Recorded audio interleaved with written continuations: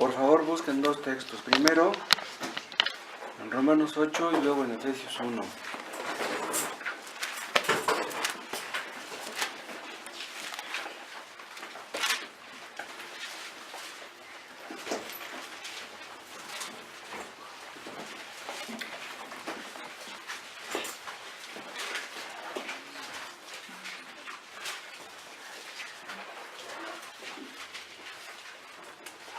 Romanos 8, 29. Porque a los que antes conoció también los predestinó. ¿Para qué? Para que fuesen hechos conformes a la imagen de su Hijo, para que Él sea el primogénito entre muchos hermanos. Aquí habla de los escogidos, ¿no? Tema que trata todo el capítulo siguiente, todo el contexto. En el 33 habla de los escogidos.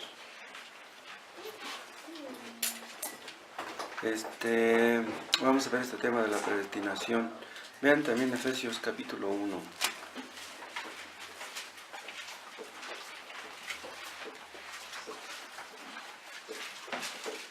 Efesios 1, versículo 5.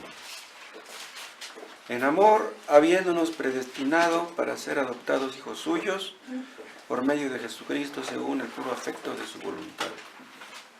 No vamos a ver todo lo que dice este versículo, ni tampoco todo lo que dice el 29 de Romanos 8, porque en realidad este tema es muy amplio, no vamos a ver solamente algunos puntos. Vamos a hacer una oración. Padre, estamos contentos, estamos agradecidos, cómo no, con un Dios como tú. Gracias porque tú eres nuestro Dios, porque nos has dado luz para conocerte, aunque no te conocemos como quisiéramos, como debiéramos. Danos entendimiento y gracia, Padre, para que crezcamos en entendimiento. Así sea hoy, a través de tu palabra. Ilumínanos, santifícanos, purifícanos y seremos limpios.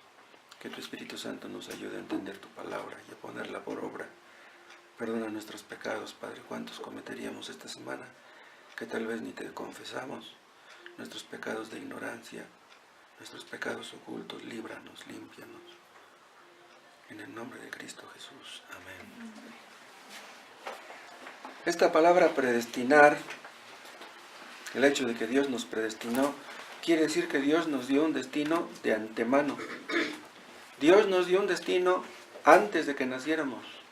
Obviamente, Él ya sabía que nos iba a dar la vida y Él decidió darnos un destino antes de que naciéramos. Si Dios nos predestinó para que fuéramos salvos, quiere decir que hubo otros que fueron predestinados para no ser salvos. O sea, son dos doctrinas que no se pueden separar. Nosotros somos libres. Cuando hacemos algo, nadie nos obliga a hacerlo. Nada nos obliga. Hacemos las cosas porque queremos. Entonces, desde el punto de vista humano, efectivamente nosotros somos los arquitectos de nuestro propio destino. Así decía el poeta y humanamente tenía razón.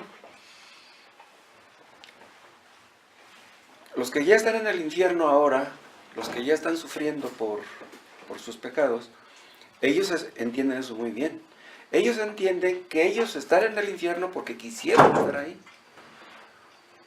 O sea, ellos saben que Dios no los hizo pecadores. Ellos saben que pecaron porque quisieron. Tuvieron la opción, quisieron pecar, decidieron no obedecer a Dios y ahora en el infierno ya están sufriendo las consecuencias. O sea, en síntesis, lo que quiero decir es esto. Los que ya están en el infierno no le echen la culpa a Dios por estar ahí. Los que están en el cielo ahora le dan gracias a Dios por estar ahí. Saben que si no hubiera sido por Dios, no hubieran terminado en el cielo. Pero los que están en el infierno, ellos se sienten culpables por estar ahí. Y vean, nosotros aún siendo creyentes, cuando llegamos a hacer algo incorrecto, nuestra conciencia nos dice que pudimos haber hecho otra cosa. Si decidimos hacer algo malo, nadie nos obligó. Nosotros lo hicimos porque quisimos. Si simplemente hubiéramos querido hacer algo diferente, lo hubiéramos hecho. pero no quisimos. Pero entonces, si esto es así, ¿cómo es que Dios predestinó a los que habían de ser salvos? Parece ser una contradicción, parece ser una incongruencia. Porque si es así, entonces, los que terminan en el infierno podrían decir, bueno, yo estoy en el infierno porque Dios predestinó que yo estuviera aquí. Entonces, no, estoy en el infierno, pero no es mi culpa. Dios tomó la decisión, no yo. Hay unos versículos que dicen que Dios escondió de los sabios y entendidos la salvación, ¿se acuerdan? Dios escondió la salvación. O sea, eso quiere decir que Dios no quiso que fueran salvos. Es terrible pensar que Dios no quiera que una persona sea salva. Vean un texto, por ejemplo, en Mateo 13.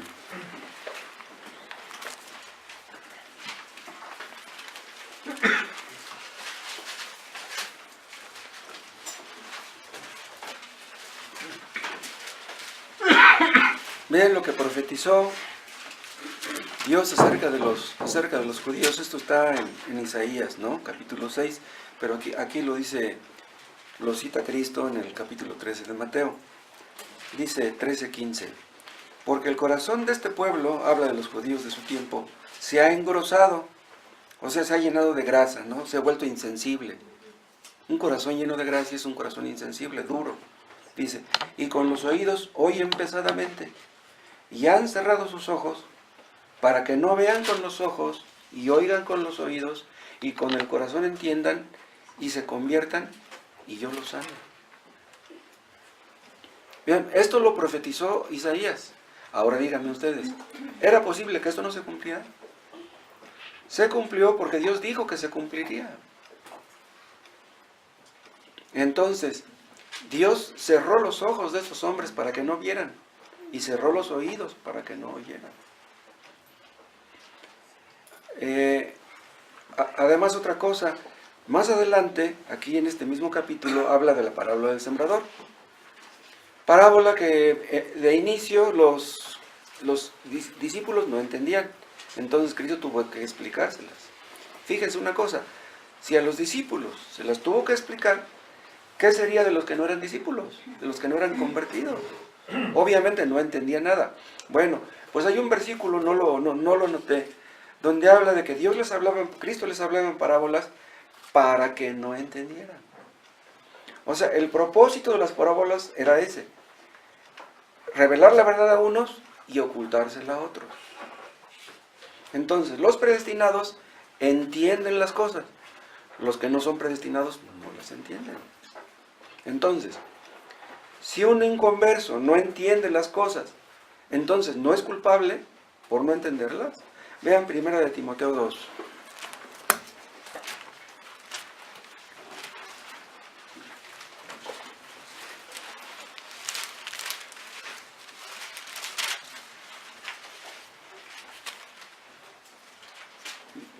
Primera de Timoteo 2:3. Porque esto es bueno y agradable delante de Dios nuestro Salvador. Aquí habla de que es bueno y agradable para Dios que oremos por toda la gente. Debemos orar por todas las personas. Dios puede salvar a cualquier persona. Y dice el 4, el cual quiere, habla de Dios, que todos los hombres sean salvos y vengan al conocimiento de la verdad. Vean, esto parece una contradicción. Porque si Dios quiere que todos los hombres sean salvos, entonces ¿por qué Cristo les hablaba en parábolas a aquellas personas? Si les hablaba en parábolas, entonces quiere decir que no querían que llegaran al conocimiento de la verdad. La verdad la escuchaban, la entendían en su mente, pero no obraba en su corazón, en su voluntad. ¿De qué sirve que una persona entienda las doctrinas si no tiene la capacidad para ponerlas en práctica? La capacidad viene de arriba. La capacidad de obedecer la palabra viene de Dios. Si Dios no nos hace entender y nos capacita para obedecer, estamos perdidos. Si Dios nos da nada más el deseo, pero no nos da la capacidad, estamos en problemas. Si una persona no entiende porque no quiere entender. los que están en el infierno ahora no pueden decir, yo quise entender, pero Dios no quiso darme entendimiento. Nadie dice eso en el infierno. Incluso los teólogos que se pasan horas estudiando la Biblia, analizando el griego y analizando el hebreo, si no entienden es porque no quieren entender. El asunto está en la voluntad, que no quieren obedecer. La falta de entendimiento está no en la mente, sino en la voluntad, que no quieren obedecer. Aquellos judíos que mataron a Cristo, ¿por qué prefirieron ver pecado en Cristo que en ellos mismos? ¿Cómo fueron tan necios para pensar que Cristo fuera culpable de algo? Ellos entendían que Cristo era santo, que Cristo era perfecto, pero lo mataron porque ellos no lo eran. Lo odiaban por eso, porque Cristo era lo que ellos no eran. Lo mataron porque ellos no eran predestinados, así de sencillo. Pero Dios predestinó no solamente si seríamos salvos, los que ya lo somos o los que lo seremos. Dios predestinó también, y eso lo hemos visto en alguna ocasión, aún los detalles de nuestra vida. Dios predestinó los padres que tendríamos, lo que estudiaríamos, si tendríamos capacidad para desempeñar algún oficio, alguna profesión. Dios lo predestinó todo. Para Dios nada es incierto acerca de sus criaturas. Dios sabe lo que yo voy a hacer mañana, yo no lo sé. O tal vez tenga planeado hacer ciertas cosas mañana, pero que no pueda hacerlas. Dicen algunos que es imposible que Dios sepa lo que vamos a hacer dentro de un año, dentro de 2 años, dicen algunos. Si ni yo sé lo que voy a hacer dentro de un año, ¿cómo es posible que Dios lo sepa? Pero Dios todo lo sabe. Antes de que ocurra, Dios lo sabe.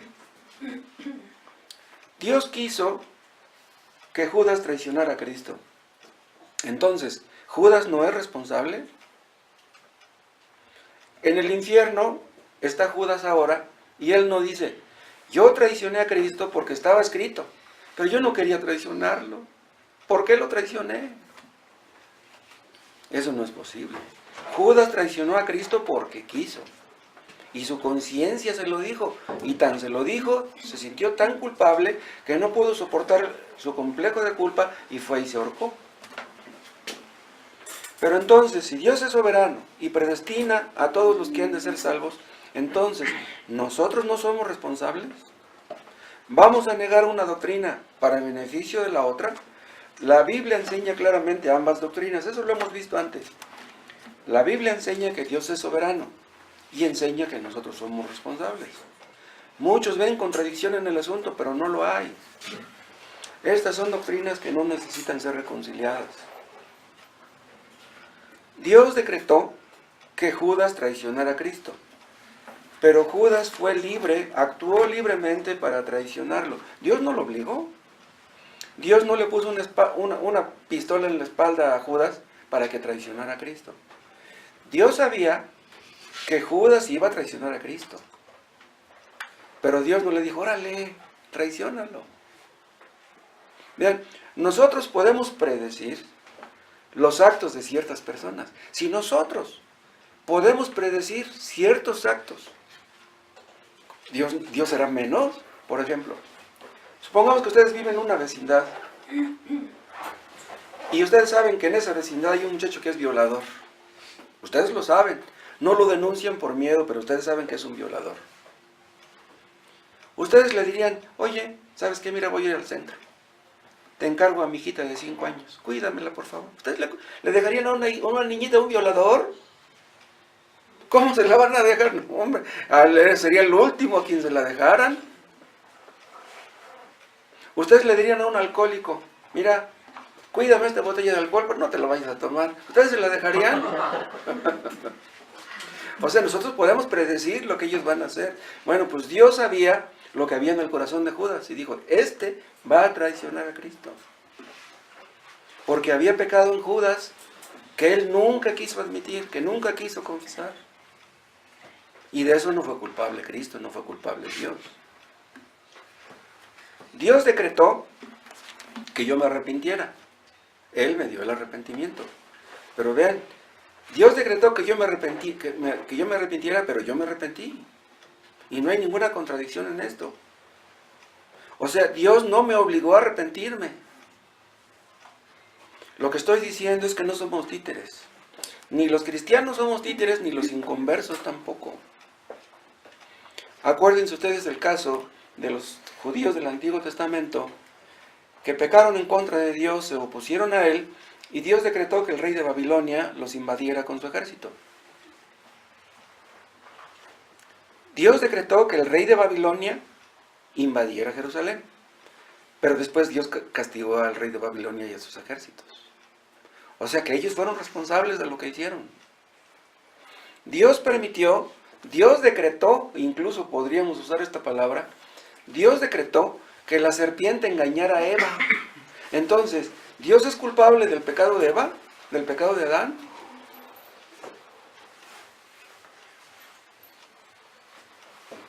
¿Quién decidió que Satanás tentara a Eva? ¿Quién tomó la decisión? Adán no, ni Eva tampoco. Esa decisión la tomó Dios. Entonces, Eva le va a decir a Dios, oye, Señor, yo no tengo la culpa, ¿por qué me echaste encima la serpiente? ¿Tú eres el culpable? No, Dios no tiene la culpa de eso. Dios no tiene la culpa de que Adán y Eva hubieran caído. Les voy a leer lo que dice nuestra Confesión de Fe de Londres de 1689.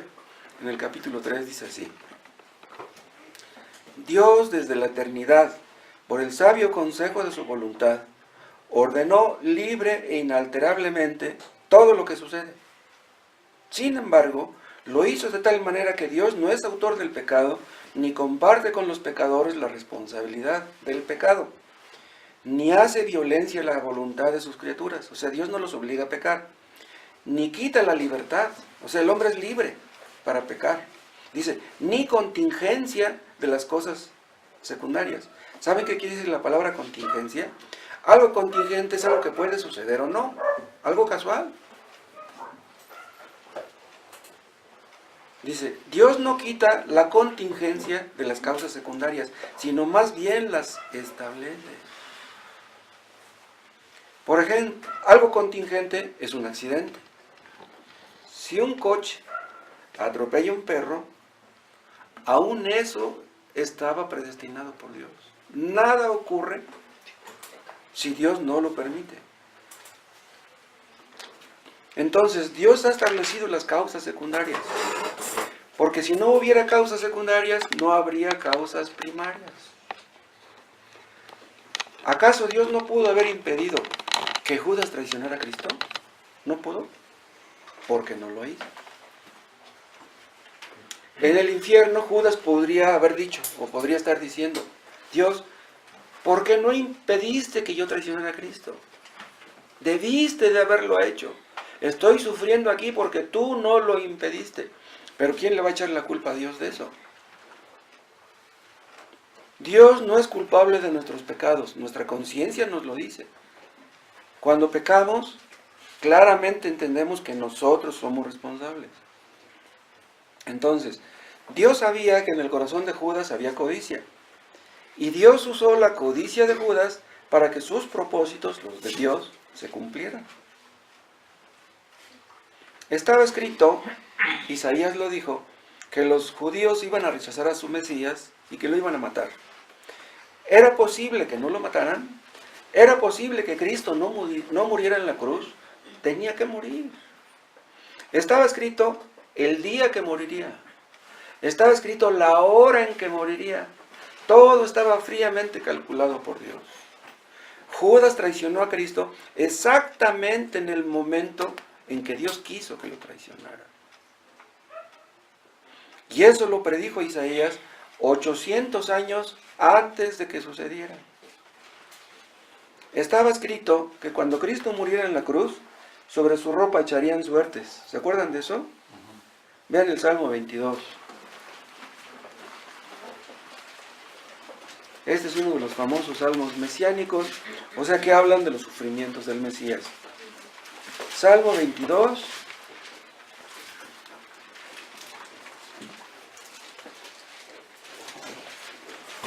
Vean cómo dice el 22:12.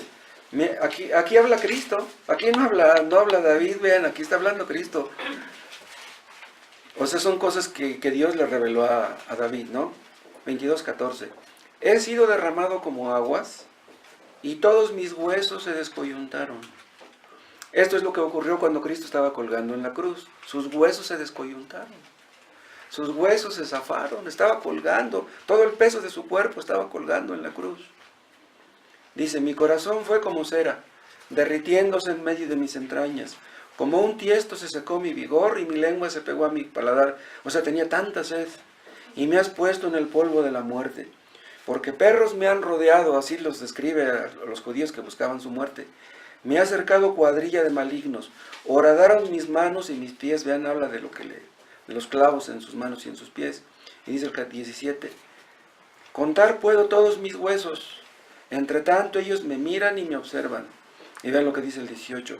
Repartieron entre sí mis vestidos y sobre mi ropa echaron suertes. Esto ocurrió cuando dos soldados jugaron a los dados para ver quién se quedaba con la ropa de Jesús. Esto se encuentra en Mateo 27. ¿Quieren ver?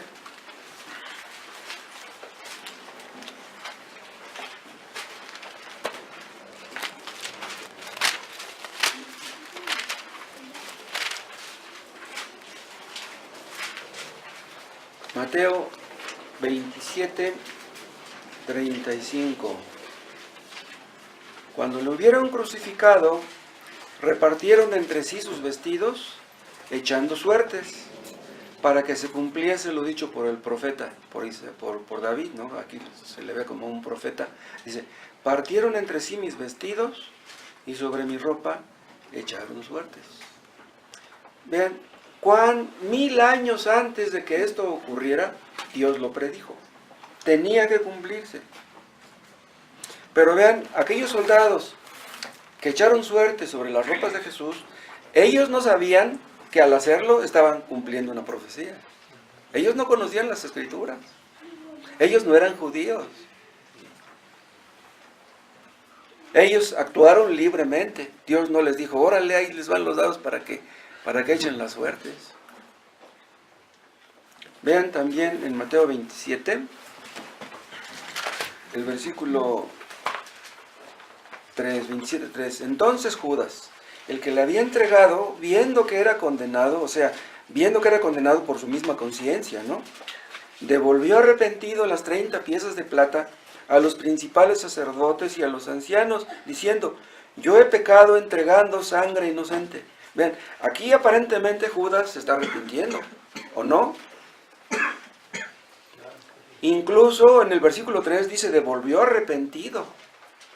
Pero nosotros sabemos que en realidad no se arrepintió. Vean, qué curioso. Regresó las 30 monedas. Pero antes de esto, él había estado robando a la tesorería del grupo apostólico. O sea, él era el tesorero. Y él estaba robando. Hay un versículo que lo dice, que él tomaba pequeñas cantidades de la tesorería. ¿Por qué esas cantidades no las devolvió? Devolvió nada más las 30 monedas de plata, pero no aquel dinero que robó antes. O sea, este pecado fue tan terrible que ya no pudo soportarlo su conciencia.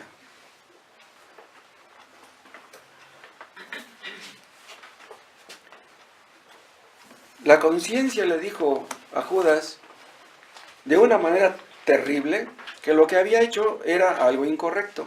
Entonces, en ese momento, cuando regresó las 30 monedas de plata, entendió lo que nunca antes había entendido. ¿Saben qué fue lo que entendió en ese momento? Que la codicia era su pecado dominante. ¿Saben una cosa? Todos tenemos un pecado dominante. Un pecado que nos gusta, que nos atrae más que otros. Tal vez no signifique que nos domine. Simplemente lo que estoy diciendo es que nos atrae. Pero en los inconversos, esos sí tienen un pecado completamente dominante, que los domina y que los controla. La codicia era el pecado que controlaba a Judas. Y eso lo sabía Dios, lo sabía Cristo. Es posible que una persona esté luchando por años acerca de este punto. Que hay un pecado que nos domina y no queremos reconocerlo. Si ustedes no reconocen ese pecado y lo confiesan y se apartan, ustedes no son salvos. Un cristiano no es dominado por ningún pecado. Si hay un pecado que te domina y te controla, tú no eres convertido. No has nacido de nuevo. Sea el pecado que sea. Por ejemplo, si la mentira es lo que te gusta, nada más la pura mentira te va a mandar al infierno. Dios conoce el pecado dominante de cada uno, pero Dios no es responsable de eso. Acuérdense del caso de Pedro. Cristo profetizó que Pedro lo negaría, ¿o no?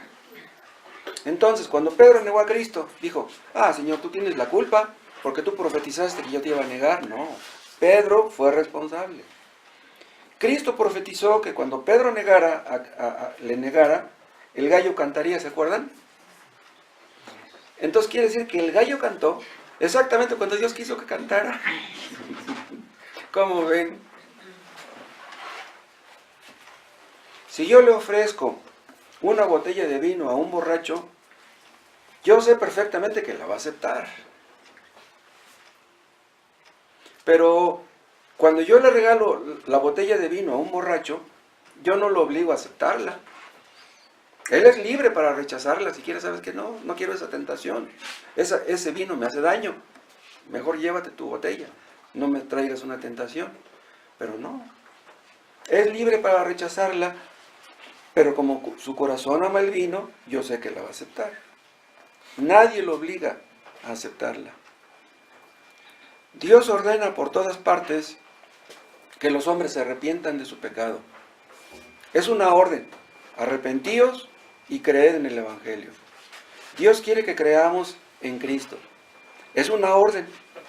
Entonces, si tú no quieres obedecer esa orden, no digas que Dios no quiere que lo obedezcas. Si Dios te está ordenando que te arrepientas, tú debes hacerlo. Y tú no debes de decir, ay Señor, pero es que yo no puedo. Dios te hace responsable de que te arrepientas. Recuerden ustedes el caso de Jesús que lloró por los judíos que no se arrepintieron. Jerusalén, Jerusalén, ¿cuántas veces quise? ¿Se acuerdan? Dice, yo quise. Dice, pero tú no quisiste. Cristo lloró por los judíos que no se arrepintieron. Nosotros, antes de venir a predicar, oramos por ustedes y le pedimos a Dios, Señor, salva a fulano, salva a sutano. Si ustedes no se arrepienten, nosotros lloraremos por ustedes. ¿Será posible que nosotros lloremos por ustedes y ustedes no lloren por ustedes? ¿Será posible que nos duela más su condenación que a ustedes mismos? Dios nos conoce perfectamente. Dios sabe lo que hay en nuestro corazón. Nosotros tal vez no ubiquemos nuestro pecado, pero Dios lo conoce muy bien. Es más, aún los creyentes estamos muy ciegos en cuanto a nuestro pecado. Es posible que veamos ciertas cosas, pero ciertas cosas no. ¿Cómo vas a mortificar un pecado que no ubicas? Tú debes de pedirle a Dios, Dios, muéstrame en qué estoy mal. Si tú me ves, si tú me conoces y sabes en qué estoy mal, dime en qué estoy mal, ayúdame. Yo no quiero pecar contra ti, yo no quiero terminar mal, yo no quiero sufrir las consecuencias de mi pecado, ayúdame. Si somos sinceros, Dios nos ayuda. Dios nos muestra en qué estamos mal. Vean, Cristo puso a Judas como tesorero en el grupo apostólico. Aunque Cristo sabía que Judas era un codicioso. Nosotros no haríamos eso. Si nosotros sabemos que fulano de tal es un codicioso, ¿cómo lo vamos a poner de tesorero? Existen iglesias, supimos por ejemplo de algunas en Yucatán, que pusieron como tesoreros de su iglesia a hombres que sabían de administración de empresas, sabían de contabilidad. Es que han de haber dicho, no, pues como este sabe de contabilidad, este va a ser un buen tesorero. Después se robaron el dinero. Es que no eran convertidos. O sea, debieron de empezar por ahí, que fueran convertidos. Eso es lo más importante. Total, si un tesorero es malo para hacer cuentas, bueno, pues existen las calculadoras, que se apoyen en las calculadoras, ¿no? O si no, que vaya con uno que regularice a los de matemáticas, de esos que regularizan matemáticas, ¿no? Judas actuó libremente. Nadie le obligó a hacer lo que hizo. Y cuando nosotros pecamos, sucede lo mismo. Nuestra conciencia inmediatamente se prende. Se prende la luz roja. Estás mal. ¿Por qué haces eso? Llego yo a la casa, llego cansado, llego de malas, llego estresado, y mi esposa está igual. Entonces mi esposa me levanta la voz, y yo se la levanto a ella, y ya se arma un pleito. Entonces, si se arma el pleito, ¿voy a decir yo que ella tuvo la culpa? No, es que tú empezaste. Pues sí, te puse un ojo morado, pero pues, ¿por qué no hablas así? No, yo debo de ver mi culpa. Si yo caigo en adulterio, porque una vecina me hace ojitos, ¿voy a decir que ella es culpable? No, el culpable soy yo. Es posible que un creyente tenga la tendencia hacia X pecado y no nos demos cuenta. Pero Dios lo sabe. Dios sabe que en determinadas circunstancias vamos a caer en ese pecado. ¿Por qué Cristo nos dijo que en el Padre Nuestro, que le pidiéramos, Señor, no nos dejes caer en tentación? Porque somos débiles y podemos caer. Cualquier creyente puede caer en tentación. Vean, pero Judas nunca hizo esa petición. ¿Ustedes creen que Cristo estaba orando antes? Judas estaba orando antes de caer en tentación, de traicionar a Cristo. Señor, no me dejes caer en tentación. No me dejes traicionar a Cristo. No pedía eso. Si lo hubiera pedido, Dios le hubiera ayudado. Es más, no hacía mucho les había dicho ahí en Getsemaní, velad y orad para que no entréis en tentación. Pedro no oró, por eso cayó en tentación. Pedro estaba dormido cuando Cristo ya estaba cerca de la muerte. Cristo les dijo, ¿no pueden orar conmigo una hora? Entonces, viendo el peligro y consciente de ello, Pedro no oró. Si ustedes tuvieran un hijo que está en peligro de muerte, está en terapia intensiva y está grave su hijo, ¿ustedes podrían dormir muy campantemente? No, en una situación así estamos tensos y preocupados. ¿Qué va a hacer de mi hijo? Pero los apóstoles, viendo que Cristo estaba en peligro, no estaban orando por él. Por eso cayeron en tentación. No solamente cayó Pedro, porque todos lo dejaron solo. El único que permaneció fiel fue Juan. Nosotros pedimos en oración a Dios que no nos deje caer en tentación. Pero ¿saben una cosa? Aunque le pidamos que no nos deje caer en tentación, pudiera dejarnos caer. Pero si le estamos pidiendo que no nos deje caer, ¿por qué nos dejaría caer? ¿Saben por qué? Porque es posible pedirle a Dios que no nos deje caer, pero no pedírselo sinceramente. O sea, es posible estárselo pidiendo sin pedírselo realmente. Dios sabe lo que hay en nuestro corazón y nosotros no. Por ejemplo, es posible que nosotros le pidamos a Dios por la salvación de un hijo y que no le estemos pidiendo nada. ¿Cómo? ¿Realmente nos importa la salvación de un hijo? Si nos importa, pues debemos hablarle. Si tú nunca le hablas a tu hijo, entonces ¿cómo va a ser salvo? Nunca le regalas un libro, no la amonestas, no le adviertes del peligro, entonces no quieres que sea salvo. Tú ves que tu hijo anda fumando, ves que anda tomando y no le dices nada, pues entonces ¿cómo va a ser salvo tu hijo?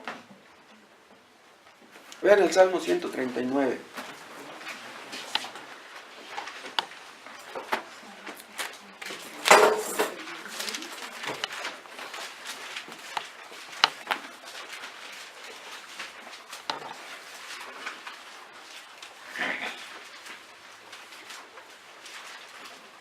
Vean cómo dice el versículo 1.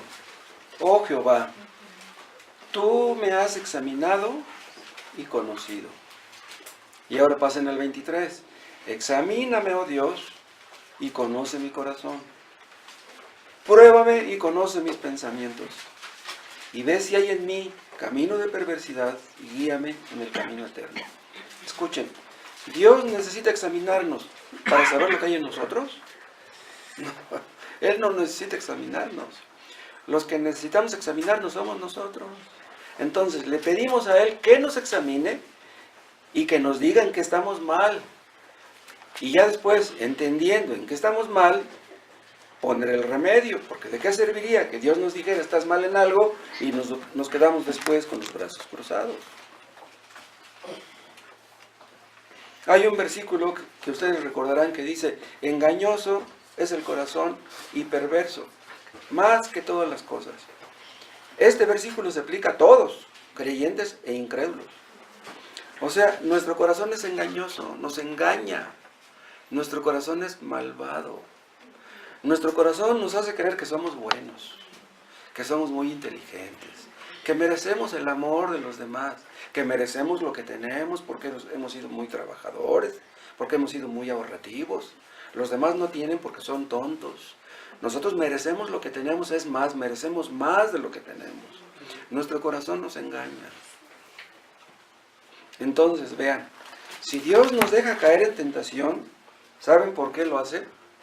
Para que veamos nuestro pecado, que de otra manera no veríamos. Y si Dios nos deja caer en tentación, le vamos a decir a Dios, oye Dios, si yo te estaba pidiendo que no me dejaras caer, ¿por qué me dejaste? Si caemos en tentaciones porque Dios sabe el motivo. Si nos deja caer en tentación, Él no comete ninguna injusticia. ¿Saben ustedes que los ángeles en el cielo no pueden pecar? No pueden. No pueden y no quieren. Entonces, ¿no son libres? ¿Son títeres? ¿Son robots? Los ángeles que están en el cielo no pueden pecar. Por el contrario, los demonios y Satanás no pueden dejar de pecar. Entonces, ¿no son libres? ¿No son responsables? Lo son. Imagínense que un hombre dijera, yo quisiera ser salvo, pero no puedo dejar el alcohol. ¿Qué le vamos a decir a esa persona? Bueno, pues, si dices que no puedes, pues no puedes. No puedes. Pero ¿qué Cristo dijo al respecto? Si tu ojo derecho te es ocasión de caer, sácalo y échalo lejos de ti. Con la ayuda de Dios podemos dejar cualquier pecado, pero si tú no quieres dejarlo, nunca lo dejarás. Además, déjenme decirles otra cosa. Aunque somos libres, Dios nos ofrece incentivos para que hagamos su voluntad. Ustedes saben lo que es un incentivo. Hay empresas, fábricas, donde ofrecen incentivos a los trabajadores. Miren, si son puntuales durante un mes y llegan a la hora, miren, les vamos a regalar una despensa, les vamos a regalar unos centavos. ¿Es malo que las empresas hagan eso? No, está bien. Un empresario debe buscar el bien de su empresa. Si a una empresa le va bien, pues a todos los trabajadores les va bien. Qué bueno que la empresa progrese. Un creyente debe ser esforzado en ser puntual en su trabajo y nunca llegar tarde. Mejor que lleguemos temprano y no que lleguemos tarde. Dios nos ofrece incentivos para que le obedezcamos. Déjenme darles un ejemplo. Vamos a suponer que tenemos un hijo de unos 12, 13 años y vemos que tiene ciertas inclinaciones para la medicina, para las matemáticas, para el dibujo, etc. Si les vemos inclinaciones en nuestros hijos, los vamos a incentivar, los vamos a motivar para que progresen por ese camino, porque vemos que les gusta. Entonces vean, Dios que conoce nuestras inclinaciones, motiva esas cosas para que hagamos lo que a Él le agrada. Nosotros somos libres, no somos títeres. He citado este ejemplo y lo vuelvo a citar. Estamos sentados en el sofá viendo la televisión. Estamos viendo la televisión porque Dios quiere que veamos la televisión. A Dios le gusta que veamos la televisión. No es pecado ver la televisión. Pero si Dios nos motiva, nos incentiva para que apaguemos la televisión, entonces es que Dios quiere que hagamos algo mejor. Hay mejores cosas que la televisión. Entonces debemos dedicarnos a lo mejor. Debemos aprender a probar lo mejor. Dios no nos obliga a leer la Biblia. Somos libres, somos responsables. Leemos la Biblia si queremos. Vean el Salmo 27.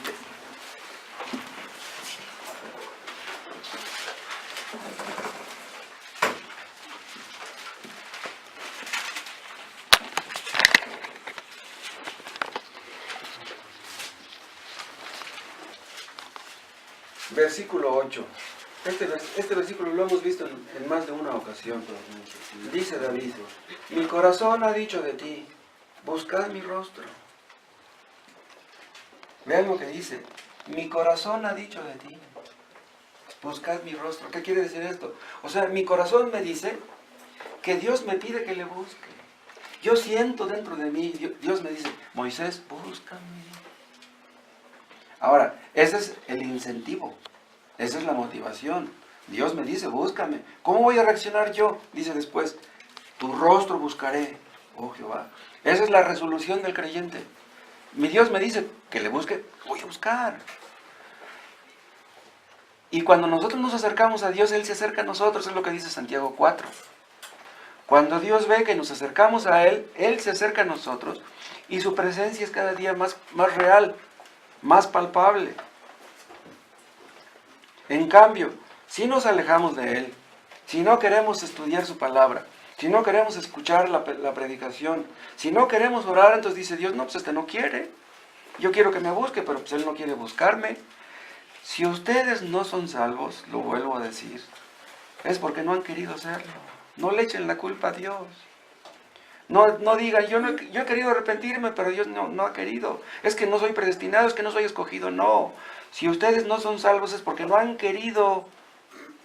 Dios les dice, buscadme y vivirá vuestra alma. Pero si ustedes no quieren buscarle, no van a ser salvos. Dios nos busca a través de la lectura, a través de la predicación, nos habla a través de la conciencia, a través de su providencia. Dios siempre está hablándonos. Pero si nosotros no respondemos, no reaccionamos positivamente, entonces, ¿cómo vamos a entender? ¿Cómo vamos a creer? Si ustedes no son salvos, no digan que Dios no quiso predestinarlos para que lo fueran. Dice Jesús a los judíos, ¿cuántas veces quise? Cristo les rogó, Cristo hizo muchos milagros, hizo muchas maravillas entre los judíos. Dice, yo quise que ustedes fueran salvos, pero ustedes no quisieron. Si Dios quisiera salvar a todo el mundo, Él podría salvar a todo el mundo, porque Él es todopoderoso. Pero si todo el mundo no es salvo, es porque Dios no quiere salvar a todos. Pero ustedes, ¿cómo pueden saber que no los quiere salvar a ustedes? Si ustedes no son salvos, no le echen la culpa a Dios. La diferencia que hay entre la soberanía de Dios y la responsabilidad humana es algo que no alcanzamos a explicar muy bien. Estas son de esas cosas que vamos a entender bien hasta que estemos en el cielo. A todos los que son predestinados para ser salvos, Dios les hace desear la salvación. Si tú no deseas la salvación, Dios no te la dará. Y cuando la deseamos de todo corazón, es nuestra. ¿Ustedes desean así la salvación? No hay nada más importante que la vida eterna. Nada más importante. El reino de los cielos se hace violencia y los violentos lo arrebatan. ¿Saben por qué? Porque aunque parezca como que Dios no quiere darnos la salvación, no es así. Dios quiere salvarnos. Y si no somos salvos es porque no hemos querido nosotros. Hay veces que parece como que Dios no quiere darnos la salvación, pero no es así. ¿Saben por qué parece como que no quiere dárnosla? Porque quiere que veamos que para nosotros es lo más importante. Y cuando la valoramos, cuando la apreciamos, cuando vemos a Cristo con el valor que tiene, cuando entendemos que nada hay más importante que Cristo, caemos de rodillas y le decimos, Señor, sálvame. Si tú no me salvas, estoy perdido. Y cuando caemos de rodillas y pedimos la salvación, ya somos salvos. El que busca, halla. Y al que llama, se le abre. Pero si ustedes no buscan ni llaman, ni encuentran, ni se les abre. Vamos a orar. Padre, te damos gracias por tu palabra. Oh Dios, úsala, que no vuelva vacía, como dijiste, que tus propósitos se cumplan. Tú puedes salvar al que tú quieras, porque tú eres todopoderoso. Oh Dios, salva hoy, en el nombre de Jesús. Amén.